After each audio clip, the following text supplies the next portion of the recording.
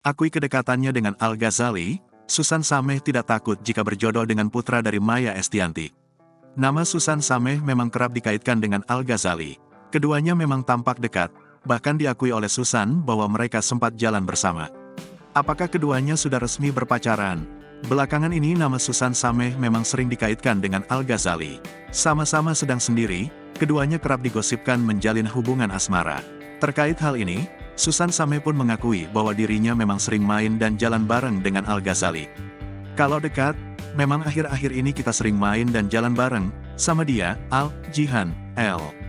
Lagi sering banget main bareng, kata Susan Sameh dilansir dari Tribun Seleb, Sabtu, tanggal 21 Januari tahun 2023. Mantan kekasih Vero Walandau itu tidak menampik kemungkinan jika dirinya dan Al-Ghazali akhirnya berpacaran.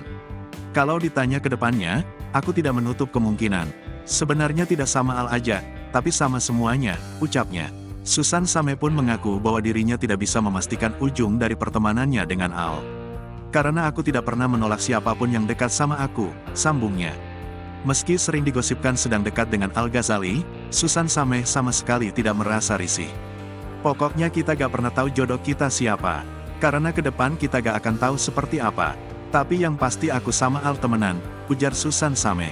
Sebelum dekat dengan Al-Ghazali, Susan Sameh sempat digosipkan memiliki hubungan dengan pebulu tangkis Fajar Alfian.